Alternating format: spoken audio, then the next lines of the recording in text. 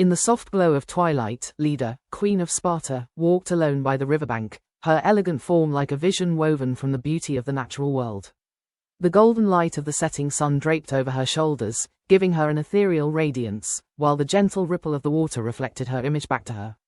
She seemed unaware of her allure, lost in peaceful thoughts.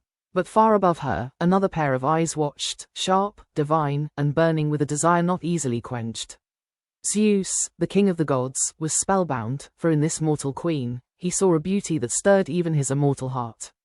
The air grew thick, charged with the sense of something fateful unfolding, though Leda was blissfully ignorant, basking in the quiet harmony of nature. On Olympus, hidden from mortal eyes, Zeus stood enraptured. He knew he must tread carefully. His wife, Hera, would not tolerate another infidelity. But he could not resist. Summoning a wave of celestial power, Zeus closed his eyes, his form shimmering and dissolving. From his powerful frame emerged delicate feathers, snowy white, until he had taken the shape of a magnificent swan. Divine light spilled around him, dancing along each feather as he spread his wings and soared toward the earth.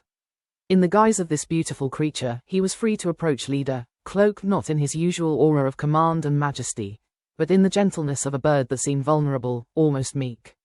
Leda glanced up as the swan glided down toward her, his feathers almost glowing in the dusk. He landed with the grace of a whisper, right at the edge of the river where she stood. There was something mysterious about this bird, a grandeur hidden in his posture, in the liquid depth of his dark eyes. Leda felt drawn to him, as though a force beyond her control had taken hold of her heart. She stepped forward, entranced, and reached out her hand. Her fingers brushed his downy feathers, soft as silk, and the swan leaned into her touch. An invisible tension hummed between them, and for reasons she could not explain, Leda felt her pulse quicken. She did not know it, but she was gazing into the eyes of a god. In that quiet, fated moment, the swan spread his wings, enfolding her in an embrace that felt like a spell.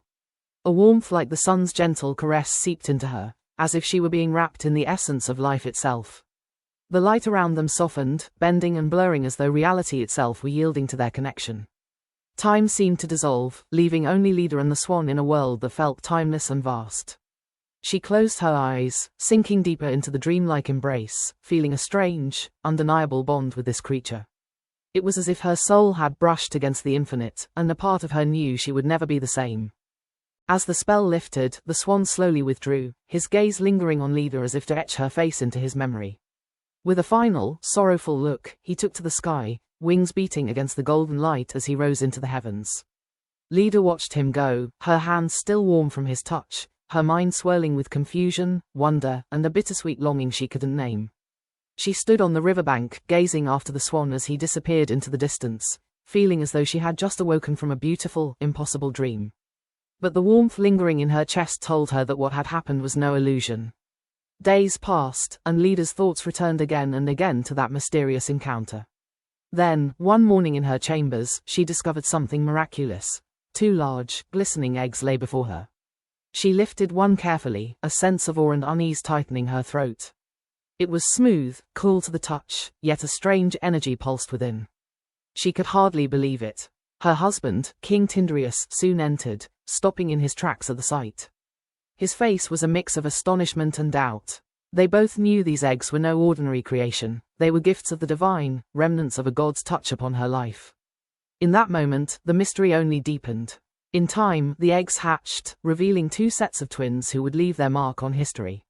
Helen and Pollux, children of Zeus, possessed an undeniable aura. Helen's beauty shone like a beacon, while Pollux's strength radiated like the warmth of the sun. Castor and Clytemnestra, Leda's children with Tyndareus, were equally captivating, their mortal strength and intelligence an anchor to their siblings' celestial glow. Leda held them all close, marveling at these strange, beautiful children born from both love and mystery. Little did she know that each one of them carried a destiny that would reshape the world and echo through time as tales of heroism, betrayal, and beauty. The scene shifts forward in time, showing the twins in early adulthood, hints of their unique fates already etched into their features.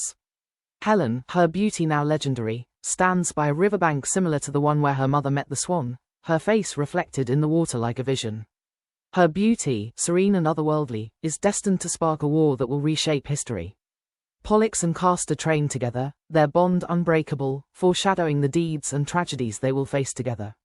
And Clytemnestra's eyes gleam with fierce resolve, hinting at the tragic revenge that will one day consume her. As Leda looks upon her children, the weight of their destinies hangs in the air, a promise of triumph and sorrow woven into the tapestry of gods and mortals.